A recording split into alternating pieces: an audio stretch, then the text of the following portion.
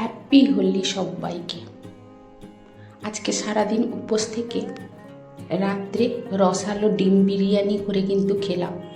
আর আজকের এই ছোট্ট ভিডিওতে আপনাদের সঙ্গে সেইটাই শেয়ার করব। নমস্কার বন্ধুরা, আশা করি সবাই ভালো আছেন, সুস্থ আছেন। আমি সুস্মিতা, আমিও ভালো আছি। সুস্মিতার নতুন আবার একটা ভিডিওতে আপনাদেরকে স্বাগত জানিয়ে আর সঙ্গে নিয়ে আজকে আবার একটা নতুন ভিডিও নিয়ে আপনাদের সামনে কিন্তু উপস্থিত হলাম। আর আজকে সকাল থেকে যদিও বা ভিডিওটা চা খেয়ে শুরু করেছি, কিন্তু অফ ক্যামেরায় আজকে সারাদিন অনেকটাই কাজ করে নিয়েছি। তো সেইটা আর তো ক্যামেরাবন্দি সব কিছু করা যায় না বা আপনাদের সঙ্গে শেয়ার করা যায় না, কারণ আমার একতলা থেকে তিনতলা সারাদিন কাজের শেষ নেই। তো সকালে চা খেয়েই কিন্তু প্রথমেই কিন্তু আমি বিছানাটা আজকে চেঞ্জ করেছি, চাদরটা চেঞ্জ করে নতুন একটা চাদর পরিয়েছি। কারণ ওই পাশের বাড়ির ছোট্ট ছেলেটা রং মাখাতে এসেছিল আমাদেরকে, তো সেই খাটে উঠেছিল, রং পড়েছে গোটাটা, সেই জন্য ভাবলাম যে চাদরটা আজকে চেঞ্জ করেই দিই। তো সেই জন্য কিন্তু বিছানা চাদরটা আজকে ভালো করে ছেড়ে চেঞ্জ করে দিব। আর এই যে বিছানাটার চাদরটা কিন্তু দেখছেন, আমাকে তো খুব সুন্দর লাগে। এইটা আমি ভুবনেশ্বর থেকে এনেছিলাম, অনেক দাম নিয়েছি। আর চাদরটা খুব মোটা আর প্রিন্টটাও খুব সুন্দর লাগে। তো যাই হোক, সেইটা কিন্তু বিছানাটা ভালো করে টেনে টেনে ভালো করে ঝেড়ে পাতিয়ে দিচ্ছি। কারণ এই বিছানাটা আমাদের অনেকটাই বড়, মানে খাটটা এতটাই বড় যে বিছানা চাদরটা পাতাতেই আমাকে মিনিমাম 15 মিনিট লেগে যায়।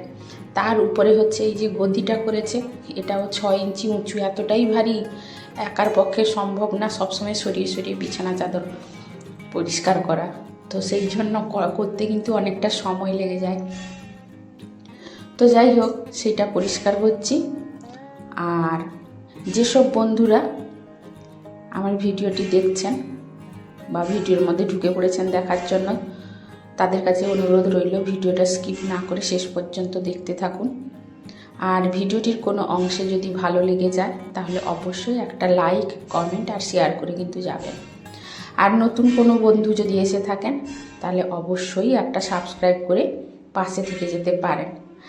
আর যেসব বন্ধুরা এই কাজটি অলরেডি করে রেখেছেন তাদেরকে কিন্তু অসংখ্য অসংখ্য ধন্যবাদ।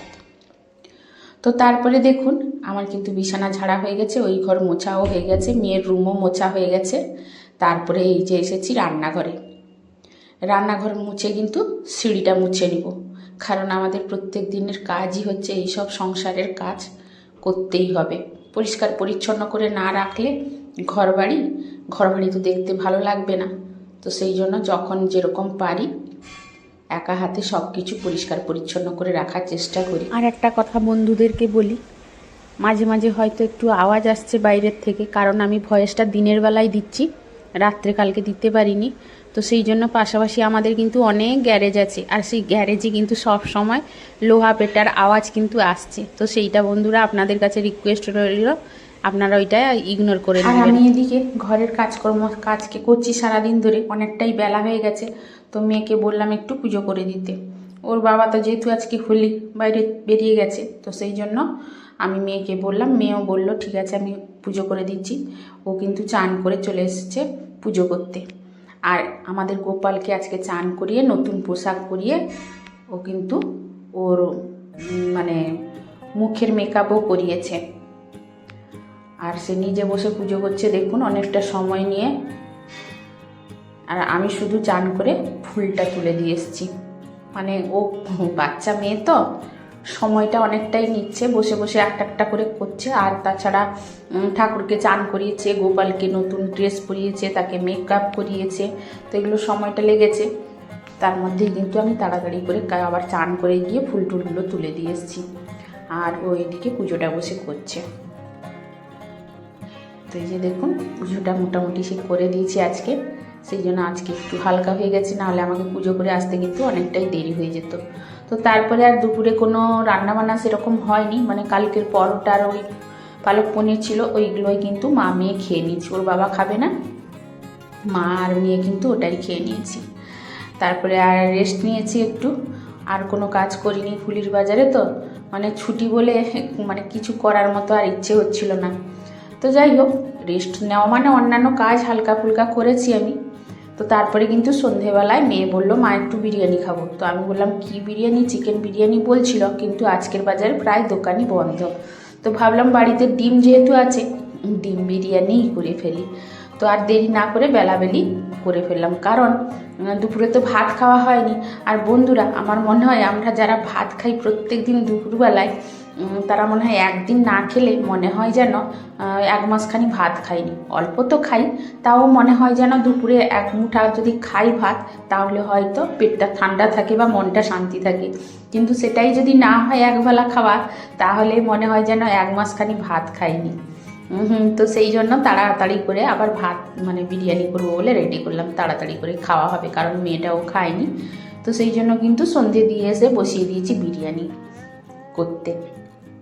আর এই যে ডিম বিরিয়ানি করছি, রসালো বিরিয়ানি। কেন বললাম এটাকে বন্ধুরা, আপনারা দেখতে থাকুন আমি বিরিয়ানিটা কিভাবে করছি। এই যে প্রথম আমি পেঁয়াজকে ভেজে নিয়েছি, বেরেস্তা করে নিয়েছি। তারপরে আবার সেই কড়াতে তেলে পেঁয়াজ ভেজে আদা রসুন বাটা দিয়ে দিয়েছি, টমেটো দিয়েছি, আর এদিকে যা মশলা দেওয়া হয় সেগুলোও দিচ্ছি, মানে ধনে, জিরে, হলুদ, লঙ্কা গুঁড়ো, কাশ্মীরি লঙ্কার গুঁড়ো, আর এটা হচ্ছে আমার হাতে বানানো গরম মশলার গুঁড়ো। হ্যাঁ, গোটা গরম মশলা ফোড়নও দিয়েছি।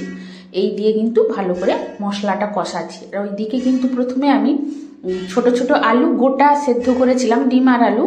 আর যেহেতু আলু গোটা থাকলে অনেক সময় কি হয়, লবণ ঢোকে না আলুর মধ্যে, সেই জন্য হাফ কাট করে দিয়েছি, দিয়ে ভেজে নিয়েছি। তাহলে কি হবে, তার মধ্যে লবণটা ঢুকে যাবে।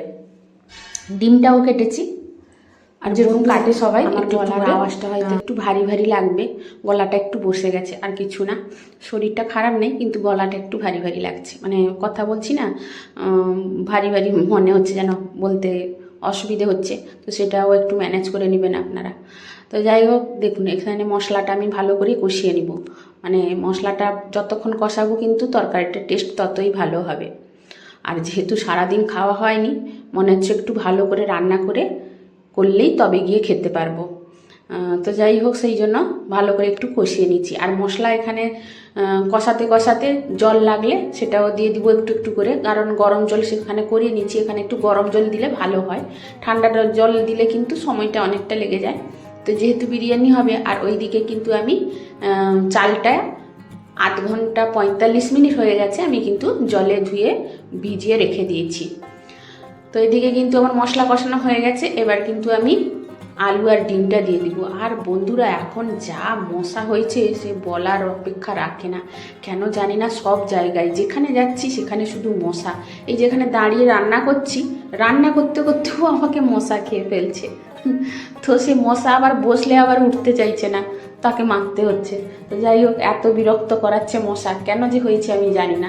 প্রায় এখন শুনছি কিনা মশা সব জায়গায়। তো যাই হোক, আমি বিরিয়ানিটা এখানে ডিম আলু দিয়ে কিন্তু ভালো করে কষিয়ে নিচ্ছি। আর বন্ধুরা, যারা বানাননি এইভাবে একবার করে খেয়ে দেখবেন, খুব টেস্ট হয়। তবে সবসময় এরকম করে খাওয়া যাবে না, এতটা মশলা বা রসালো টাইপের করে কিন্তু সবসময় খাওয়া যাবে না, মাঝে মাঝে খাওয়া যেতেই পারে, তাই না? কারণ মানুষ হচ্ছে খাদ্যরসিক। শরীরে যতই অসুখ হোক না কেন, মাঝে মধ্যে কিন্তু ভালো মন্দ একটু রান্না করে খেতেই ইচ্ছে করে, তাই না? যেরকম আমার বাবা ছিল খাদ্যরসিক, মানে এত খেয়ে এলো যে গ্যাস হয়ে অ্যাসিড হয়ে স্ট্রোক হয়ে গেল। তার মানে বুঝতে পারছেন এখন মানুষ কতটাই খাদ্যপ্রিয়। মানে অসুখ হয়েছে শুনলেও মানে খাওয়াটাকে অনেকে কন্ট্রোল করতে পারে না, তবে সবাই না, অনেকে আছে কন্ট্রোল করে নেন, তবে আবার অনেকে আছে কন্ট্রোল করতে পারে না। তো যাই হোক, এদিকে মশলাটা আমার কষা হয়ে গেল। এবারে কিন্তু আমি চালটা দিয়ে দিলাম। চালটা দিয়েও কিন্তু আমি ভালো করে একটু নেড়ে নিব, মানে একদম মশলার সঙ্গে মাখিয়ে নিব। মাখিয়ে নিলে মানে টেস্টটা আরও ভালো হবে, আর একটু ভাজা ভাজা চালটা হলেও ভালো হয়। তো তারপরে মশলাটাকে চালের সঙ্গে আর আলু ডিমের সঙ্গে ভালো করে মাখিয়ে নিলাম। এইবারে কিন্তু আমি জল দিয়ে দিব। আর এখানে বন্ধুরা, আমি চাল নিয়েছি তো 1 গ্লাস, আর একটুখানি নিয়েছি, তো সেই মাপে কিন্তু আমি 2 গ্লাস জল দিচ্ছি। যেহেতু চাল 1 গ্লাস হলে হয়তো 1.5 গ্লাস নিতাম, তার থেকে একটু বেশি আছে বলে আমি 2 গ্লাস নিলাম। আর শেষে কিন্তু ধনে পাতা আর পুদিনা পাতা দুটোই কিন্তু দিলাম, এতে কিন্তু টেস্টটা একটা আলাদা আসবে, তো সেই জন্য দিয়ে দিলাম। আর বন্ধুরা, আপনাদেরকে দেখা যাচ্ছে কিনা জানি না, কালারটা কিন্তু অসাধারণ হয়েছে। একদম মাংসের মতো, মাংস করলে যেরকম কালার হয় সেরকমই কালার হয়েছে।